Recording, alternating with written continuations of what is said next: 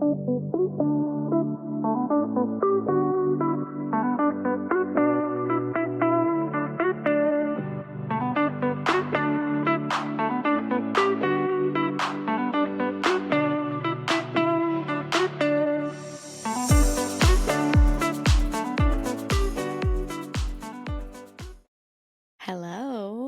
I am back after a week break. I did not put out a new episode last week because honestly, I just didn't have anything to say. My voice was tired. I was tired, and I gave myself the time that I needed to process that.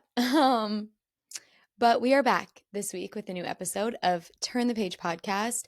And in that time that I gave myself, I've been doing a lot of reflecting. I have been thinking so much about my life and the things that I've been through and what has created the most profound impact on these 33 years that I have lived on planet Earth. And one of the biggest things is the fact that I am a mother of two beautiful daughters. And I haven't talked specifically or done an episode specifically on motherhood on this podcast. And so that's what I wanted to talk to you guys about today. That's the part of my story, this very precious piece of my story that I wanted to share with you. And I think I've resisted doing an episode specifically on motherhood because parenting is the most vulnerable thing to talk about, in my opinion.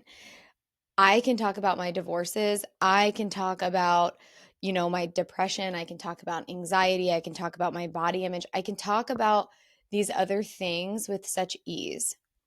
But it's parenting and motherhood that has been something for me that is so vulnerable because I've always wanted to do a really good job at it. And when you open yourself up, when you share pieces of your story, you are opening yourself up for positive, for people who resonate, for these compliments. But you're also opening yourself up for criticism. And it's taken me a while, I feel like, to get to a place to where I feel really confident in who I am as a mother. And I just really feel confident in who I am as a woman. And as that grows stronger, I feel more safe and comfortable to share my journey of motherhood. Because my journey of motherhood started at 19. That's when I found out that I was pregnant with my oldest daughter. And when I found out that I was pregnant with her, the circumstances in my life were not very grounded. Like I said, I was 19 years old. I had only been in a relationship with her dad for 4 months. He was at the time going through a divorce. And so our relationship was very new. Our relationship didn't have much of a foundation. But at the same time, you would think that you would hear about a situation like that, a relationship like that, and think, oh my gosh, you were probably so caught off guard that you got pregnant. It was a quote unquote accident. And I'm here to tell you no. No, it was not. Um, and I think that that is a testament to two people who fell in love very, very quickly and were destined to bring a child into this world together. And having that knowing when you meet a person is the only way that I can describe it, because I look back now and I think about the decisions that we made and how impulsive we were as we got together and, found out that we were pregnant. It was one of those things that, like, Macy was always meant to be ours. And I'm not going to be ashamed of that. And, when you live in a small town and you get pregnant and you're young and there's all of these like stories swirling around your circumstance, the noise can get really loud. And I remember that feeling. I remember being so excited and elated because being a mother was something that I had always desired. I had always desired it from the time that I was a little girl. I was the little girl that carried around her baby dolls. And I mean, like, I legitimately, my mom tells this story all the time, but we were at like my aunt's house or my great aunt's house, and my mom looked over and I was like pretending to breastfeed my baby doll. So motherhood was like always on brand for me. Was always the one that was, you know, loving on the babies, had a toddler on my hip. I babysat all the time. I was always the one playing with the kids, doing fun things with the kids. It was something that I desired. And doing the healing work that I've done, that desire, I think, was born from this belief that if I had a child, that I would always have someone that loved me. And, that was part of my journey, was really getting honest with myself of like, I desired this so significantly. Number one, because I love kids. But number two, because I believed that if I had a child, they would always love me. Because deep down back then, I didn't believe that I was lovable. And I always envisioned that journey of motherhood filling that void for me and shifting that belief and making me feel loved. That's a lot of responsibility to put on a relationship. Um, and that's just like a lot of expectation to put on a child. Now, again, I was a child when I found out that I was going to be having a child. And I don't blame myself for any of these beliefs that I carried. I don't look back on that and think, oh my gosh, Paige, like you were a mess. Like, I can't believe that you thought that. I look back on it and think, oh gosh, like I want to give that version of me a hug. That version of me that was so young prior to getting pregnant, even, and believing that I was not lovable and that the only opportunity I had to truly be loved was to bring that person into the world. And it's been interesting as I have learned to love myself, how that has shifted my relationship as a mom.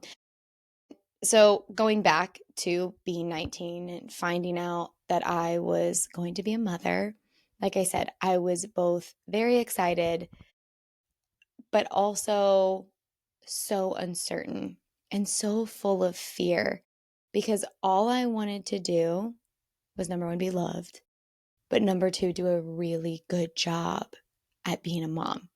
One of my favorite TV shows, probably my favorite TV show of all time, is Gilmore Girls. And like, again, because these things that we consume and we watch, we can like idolize these relationships that unfortunately are not realistic. But like that was the picture that I had in my head. Like, oh my gosh, this is going to be so wonderful, so great. So just like we're going to have this relationship. I am going to give birth to this baby and it's going to be my person. And we are just going to always have this unique bond, like Lorelai and Rory. And obviously that's not how motherhood works. For any of you who are listening, oh, that is not realistic. And I can giggle of these ideas that I had back when I was young and back before I embarked on the journey of motherhood, because we go into it, we go into parenting, we go into having a child with all of these ideas and all of these expectations that we're going to have on ourselves and on the experience and on the child. And we are very quickly humbled in that journey to know and understand that that's just not the way that it works. And I have learned so much from this part of my life, this part of my story. And again, that's why I wanted to share it. But I remember going into motherhood, finding out that I was pregnant, and creating all of these expectations and all of these stories in my head. And that wasn't the healthiest way to begin this journey, but it was all I knew. All of these things, it was all I knew and at the time, and I did the best that I could in the circumstance that life was happening. And so I remember being pregnant. Not I was not a person who thoroughly enjoyed pregnancy. Anytime I talk to pregnant people, I'm like, I'm not the girl that's gonna tell you like, oh, it's gonna get better or you're gonna eventually feel great. Like, no, it feels like you have an alien invading your body, and you feel like shit all the time. Though some people love it. Some people absolutely love being pregnant. That was not my experience. Did I love the outcome? Absolutely. But the the process in the middle was not my favorite. Um, but I remember again with my first pregnancy, the biggest theme was me creating all of these expectations and creating all of these expectations for what my life was going to look like in general. And I think that that's something that's so common and so relatable. How often do we go into dating, marriage, parenting, adulthood with all of these ideas and expectations of what our life is going to look like and what steps we are going to take to create a reality that we feel safe in, that we feel comfortable in, that we feel successful and accepted and loved, and all of these things. And we embark on that journey, and that's not what happens. That's not how it plays out because it is life, and we don't have a whole lot of control of external circumstances, of other people, of our thoughts and our emotions. And until we attain self awareness around that, it can just feel like a free for all. And that's where I was when I was 19 years old. I then had Macy when I was just a couple months shy, or I was actually just a couple months past my 20th birthday. I always remember people talking about like that instant moment that they hold their baby for the first time and them feeling deep this deep connection. Again, like this expectation. And I remember giving birth and then my body immediately going into shock.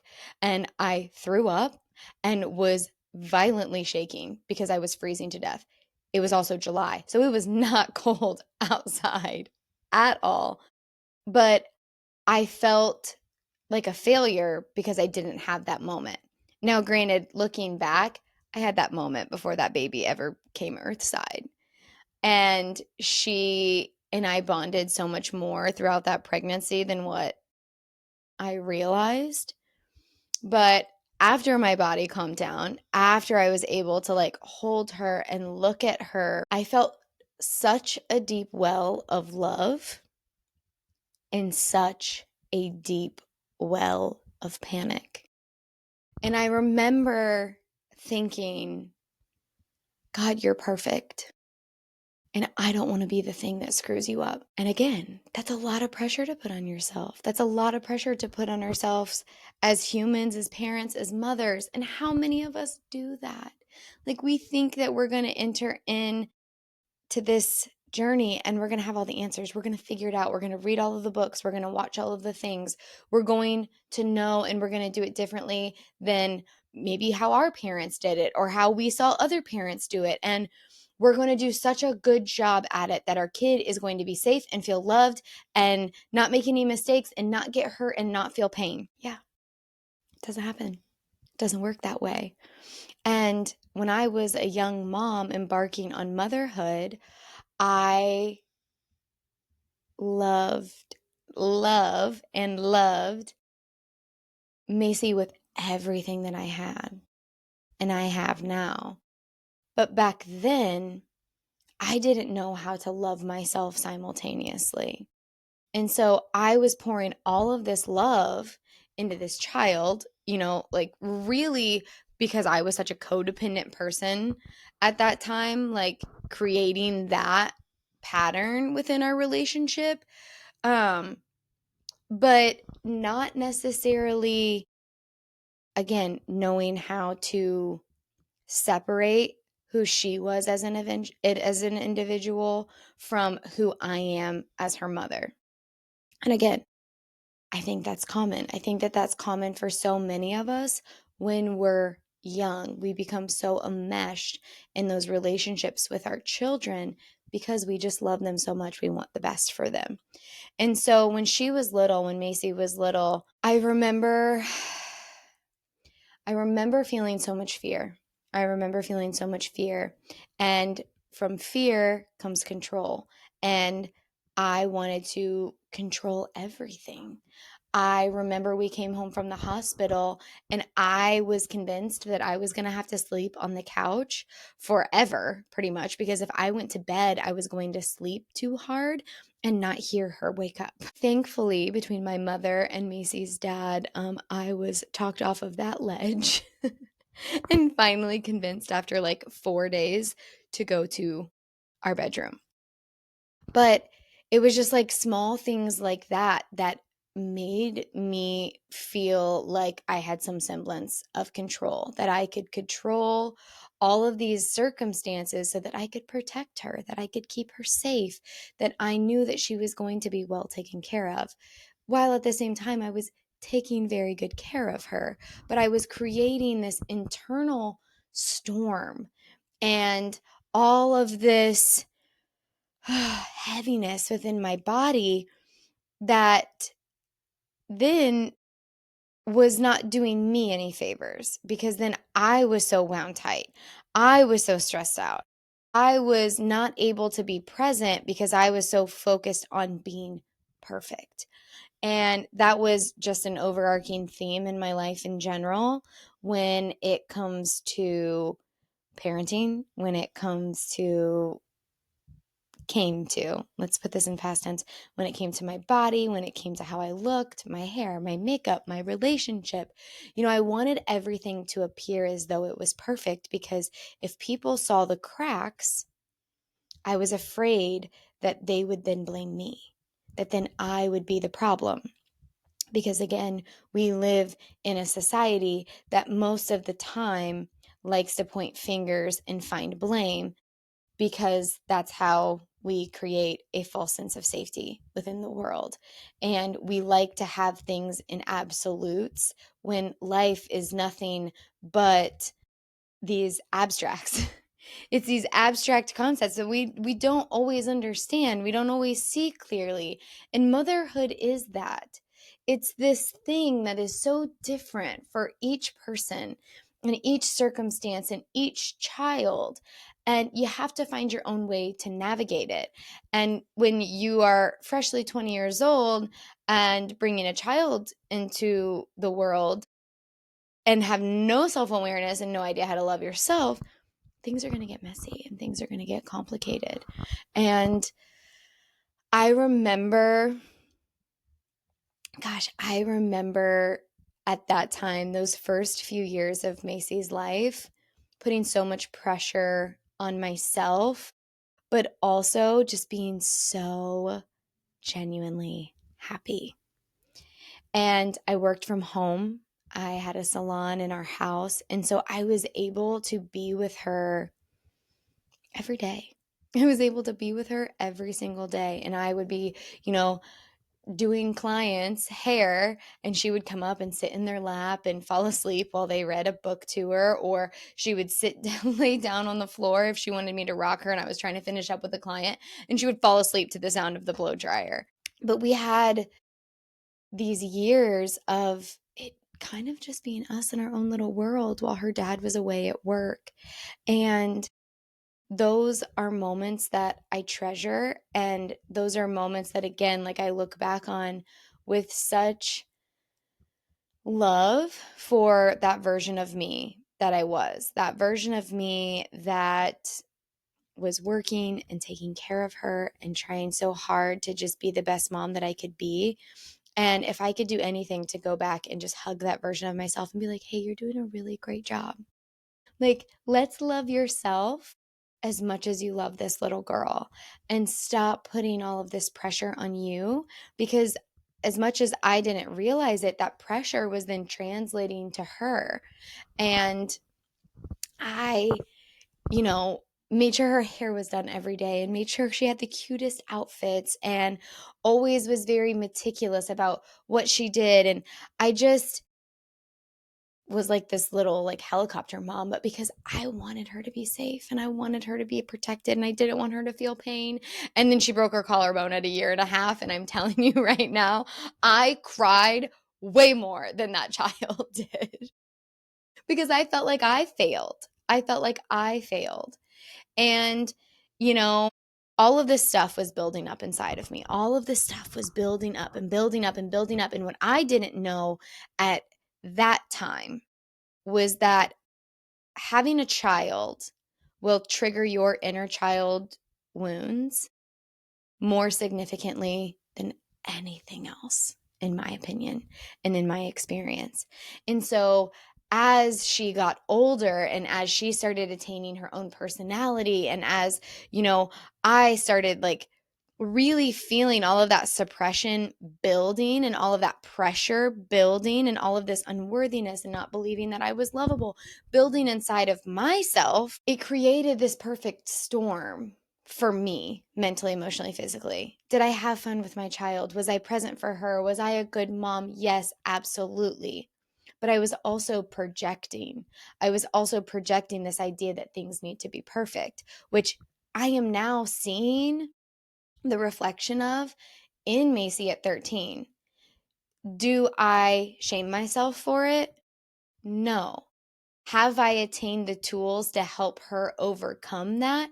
Yeah, because one of the things that I have learned along this journey is that there are going to be times, many times, that I am going to be unparenting my projections out of my children.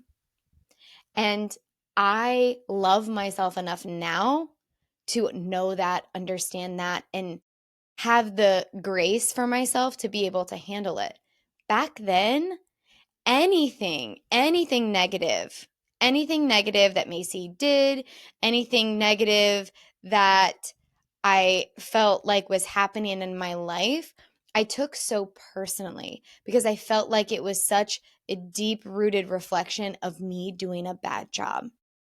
When in reality, it was just my daughter trying to figure out who she is and explore this big world and make mistakes so that she can learn the lessons that she needs to learn.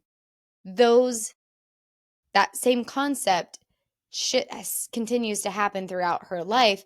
It just shifts as she gets older. And I look back on that now of the times when she was little, and I see that. I see how that pressure and that perfectionism that I put on myself has then now carried on into her life. And again, like I said, I don't shame myself for it because I have attained the tools and the self-awareness to help her redirect that so that I can kind of unparent those projections out of her. And I don't know, it's interesting. It's interesting to witness. It's interesting to observe. It's been interesting to reflect on because I read in a book once. It is A New Earth by Eckhart Tolle, that our children are not a reflection of us. They are a reflection of them. And it's our ego that tells us that they are a reflection of us. And so when we can separate from our ego and we can stand in our truth and in our knowing, we see that. We see them for the individual that they are. And it doesn't matter if they're doing something outstanding or if they're doing something that is disrespectful. It is not a reflection of you and who you are. It is a reflection of them and the choices that they are currently making. And in the same ways that our children are not a reflection of us, we are not a reflection of them. we are not a reflection of our parents. We are reflections of our individual selves. Now, can I guide her? Can I support her? Can I teach her? Can I hold boundaries for her? Absolutely. I am an authority in her life. But at the end of the day, she has free will. And I think that that was really, I obviously had zero idea that that concept existed when she was little. And so when she would throw tantrums, when she would get upset, when she would have big feelings, I just saw it as a reflection of me. I saw it as this reflection of all of these things that I felt about myself. I was unlovable. I was unworthy. I was never going to be good enough. And those things created tension in our relationship. And as I would try to discipline or parent, then I would project. I would yell. I would get upset. I would not be able to be grounded so that her big emotions were safe with me. I would be having just as big of emotions and then projecting them all over her. And so it was like we were throwing them back and forth at each other. I see now why those patterns were created. I see where they came from. I understand it. And I've had to do a lot of work to be able to forgive myself for that, because you only know what you know. And you only can do the best that you can with what you've got.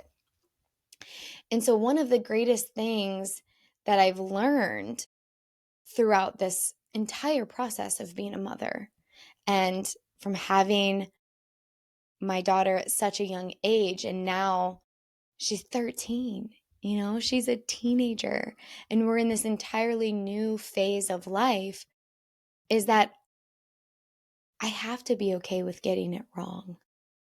And it doesn't mean that I'm not good enough. It doesn't mean that I'm not a good mom. It doesn't mean that I'm a failure. It doesn't mean that she's going to be screwed up. It doesn't mean that she's going to hate me. It doesn't mean that we're not going to have a beautiful relationship. And I've had to learn over these years to let go of control, because especially with Macy, all of the times that I tried to control her, especially as she got older, the more tension was created between the two of us. And what I've had to learn is that space can be a beautiful gift. I've always been an over communicator. I've always been somebody who's been anxious and unable to just let things rest and let things be. It's like I need to get it out of my body. It's making me uncomfortable, so I need to get it out of my body. And I would do that with her. I would over communicate with her. When she would be getting disciplined, it was like I couldn't let it go until I thought she had learned her lesson or I had proven my point. Guess what Macy loves to do now as a teenager? She loves to prove her point. And so that is a projection, my friends, that we are still trying to unparent out of our child and out of ourselves. But, I had to learn that, and I'm still learning that control is going to create more tension. And being able to give the situation space, give her space, give myself space to let the discomfort diminish and not just act on the projection, because it's a trauma response. It's a trauma response from me not feeling comfortable with people being upset with me. And that's one thing that my energy healer has helped me kind of clean up between Macy and I, is this fear, this fear that I had carried of losing her, of her being mad at me. Recovering people pleasers unite. And being able to stand in the knowing that you can be mad at me, you can leave me, I will be okay, and I will also still love you. And it's been such a game changer. I was telling a hair client just the other day that I feel like the older Macy gets, the better our relationship becomes. And I think that that is a testament to the fact that, like, I am still choosing to do the work. And so, as I am still choosing to grow and evolve, I am learning how to hold space for her to grow and evolve as well. It still comes with its challenges. It comes with challenges that I never would have imagined. And for all of the parents out there, for all of the mothers who think, oh, I'm never going to do this, I would never say that to my child, I would never, blah, blah, blah, blah, blah. Never say never. Because, like I said, we are all imperfect. And when we lock ourselves into the boxes of never, we sign ourselves up for a shame spiral later. And you are talking to the queen of the shame spiral. There were so many circumstances and so many situations when Macy was younger, like before my healing journey and during it as well, as I'm still learning all of those things the last few years. There were moments where, again, like I would be so frantic trying to control the situation, control her big emotions, that I would project and react. And I would yell, I would scream, I would get upset. I remember when I was married to my second husband, there were a couple times where Macy and I got into it. And I'm like sweating talking about this. I'm sorry. Um, we got into it and I was like, I have to leave. And I got in my car and I drove to the town park. And I just sat in my car and bawled hysterically. Talk about a shame spiral after that. But because I didn't know how to love myself, because I was putting all of my worthiness within these external relationships, I felt like if things weren't going right, that I was wrong. I was the problem. I wasn't enough. And oh gosh, it's been a lot to unpack. It's been a lot to unravel. And I think I'm sharing it because no, I know why I'm sharing it. I'm sharing it is because when I was in my 20s and when I was going through all of these things for the first time with Macy, and when I was so alone and trapped in my feelings and in my head and in these projections and reactions, I felt so alone. I felt so alone. And I felt like I was just failing left and right. I felt like I was failing her. I felt like I was failing my family. And I was so ashamed of it that I didn't want anybody to know or see it. And I didn't know how to talk about it. I didn't know how to share something so vulnerable without the fear of being judged, because that felt like it would break me if somebody judged me for something I was already judging myself so harshly for. And so I'm sharing all of this and all of this about my experience because you're not alone.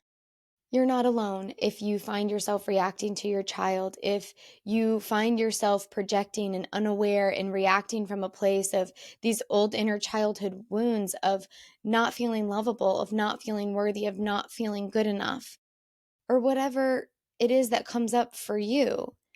You're not alone in this journey. And there are parts of it that are going to be ugly. There are parts of it that are going to feel ugly. It doesn't mean that they truly are.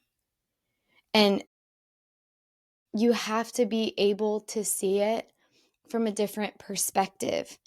And if you're here and if you're listening to this, then I would imagine that your goal is to be better. Your goal is to continue to grow and evolve and show up differently as a mother, show up differently as a human, and show up better each day for yourself and for your kids.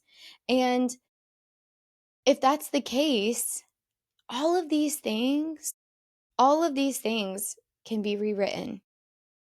So release the regret, release the shame, address it, face it dead ass in the eye, and tell it that you're no longer going to allow it to control you.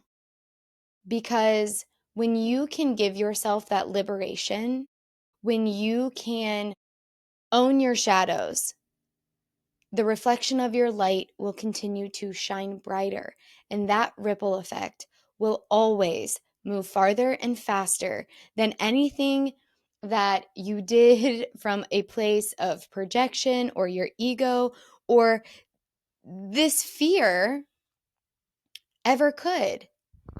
And at the end of the day, when we do these things, when we do react, when we do yell or try to control or shame ourselves, it's because we're trying to protect ourselves and we're trying to protect our child from experiencing pain. And we're trying to keep ourselves safe. And it's just like realizing and knowing like that's not what we have to do to create safety within ourselves anymore. That's not, because that's false safety. What we want to do is create a real, authentic safety. And we do that from love. We do that from love. And the best way to create a better relationship with your child is to create a better relationship with yourself. And I have watched that firsthand. I have watched that firsthand unfold as Macy has gotten older and as I have gotten further and further down this journey of embracing my wholeness. My wholeness never left me, it's always been here. But it's just about bringing all these parts of myself back together so that I can embrace the wholeness of who I am in a grounded way. And I think that another thing as mothers that we have to remember is that our story is never going to be the same as somebody else's. What we have been through, the lens with which we see the world is not the same as someone else's. It's also not the same as the one that our child views it through. And so we have to be willing, we have to be able to give ourselves so much grace, and surround ourselves with supportive people, surround ourselves with people who we admire in the role of mother. And instead of consuming things online and social media of like this picture perfect world that somebody has created for you to watch, realizing that that's not their reality. That is not their reality. That is just their projection. I mean, it's like a projection. It's like we all kind of like put on this like projection out into the world most of the time. um in on social media. But it's it's this projection of their perspective of their life and their journey. And you want to be sure that you're consuming those that feel authentic to you and what you're going through in your relationship, rather than things that don't resonate or make you feel small or make you feel less than. Because this journey is hard. Motherhood is hard. I love it. I love it. It's one of the most precious parts of my life. And as, I have grown, as I've been able to see these patterns and see these ways in which I can show up better, I've been able to really humble myself and explain to Macy, like, when I had you, when you were little, I just didn't know any better. And I didn't know how to love myself. And this version of me loves herself. That version didn't. And so there were a lot of things that I did from that place. And it doesn't mean that I was bad or wrong. It just means that I didn't know any better. And I'm going to continue to make mistakes. I'm going to continue to make mistakes. I'm going to continue to get it wrong. And that's okay, because I'm willing to reflect on it. I'm willing to look back on it. I'm willing to do what I need to do to make it right. So even if I do react, I can always come back and repair. We can have the conversation. I can apologize for my actions because I'm human. I'm never going to get it right all of the time. And I can repair that reaction by having a hard conversation, by being willing to admit to my child that I don't have all of the answers. Because we don't have all of the answers. We don't. As much as we wish that we did, as much as we wish that we could, whew, get a guidebook for this. They could write one, but it wouldn't it wouldn't match every child that's born into this world. It wouldn't match every parent that comes into this role. And so yeah, this girl that I was in my 20s that was just doing the best that she could and projecting and reacting, but also showing up and loving her daughter, trying really hard. That's one thing that I always say is that it doesn't matter how many times I screw up, I'm always going to try.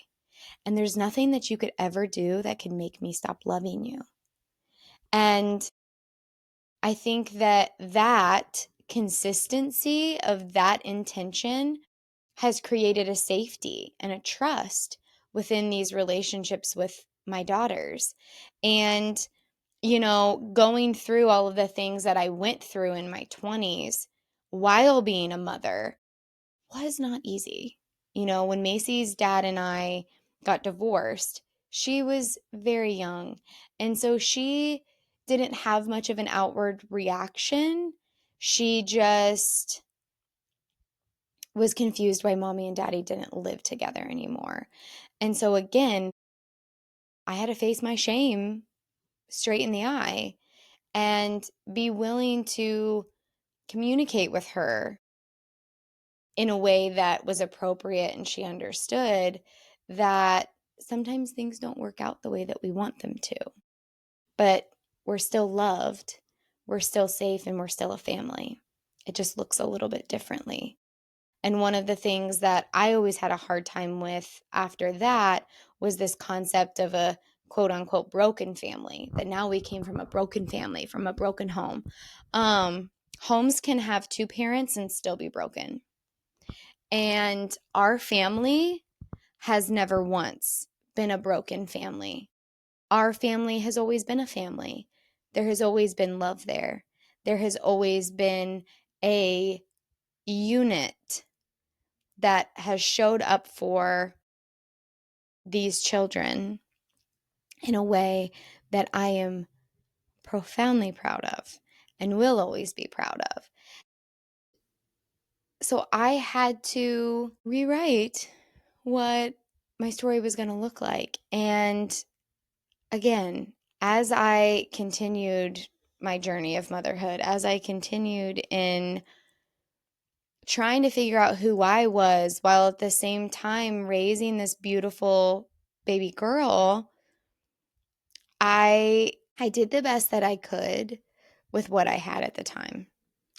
And I think she turned out pretty freaking awesome. So we did something right, huh? But going through that, experiencing that was hard. It was hard on her. And I know that.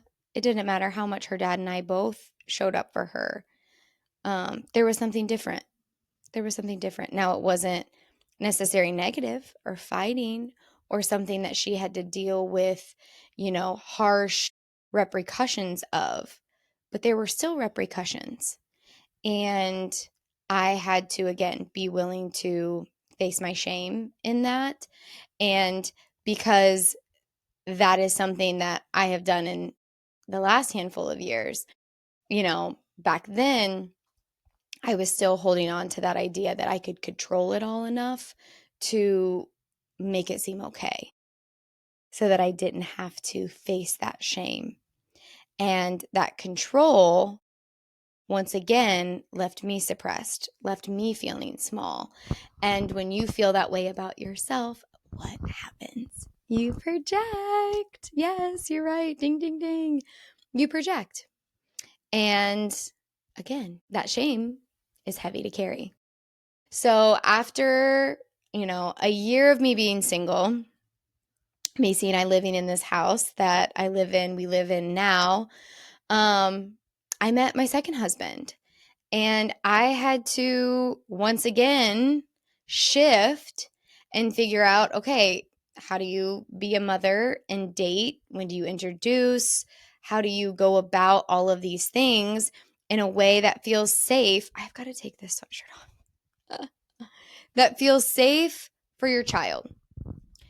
And honestly, I don't think that there's a right or wrong way to do it because every circumstance is different.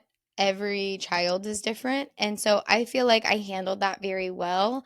And I waited until I felt Macy was ready. And it was beautiful. Mitchell was always very gracious in that role and never tried to overstep Macy's dad. Ever, ever, ever, ever. And I'm very grateful for that. I'm very grateful for that. So then fast forward, and at 7 years old, Macy attained the role of big sister. And I had my second daughter with my second husband. And it was at the beginning of 2020. So we were very excited, so excited. This was a planned pregnancy. I had also experienced a pregnancy loss prior to getting pregnant with Presley. And that was a very difficult thing to go through. I will go into that more in an episode of its own because I think it deserves the space to have its own conversation.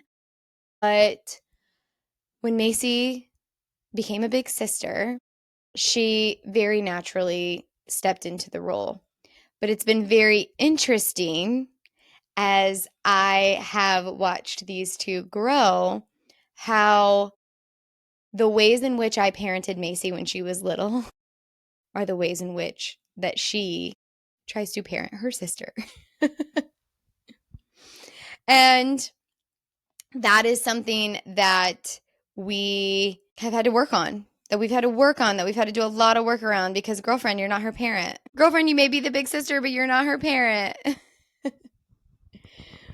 But I am going to pause this conversation because we're at like 45 minutes, and we are going to come back next week with the remainder of my journey into motherhood, through motherhood, with a part two. And I'm going to share with you how motherhood evolved from one child to having two children, also going through a second divorce, and where I feel like I'm at now, and some of the most pivotal things that I think that we can do to help support ourselves and our kids as we all continue to grow and evolve. So stay tuned next week. Thank you for being here. This is a very vulnerable topic for me to talk about, so I appreciate you listening and holding space for me. And if any parts of this resonate, please, please, please reach out because motherhood is a journey that we are all in together. So I love you guys. And please come find me on Instagram, TikTok, and Facebook at Turn the Page Podcast.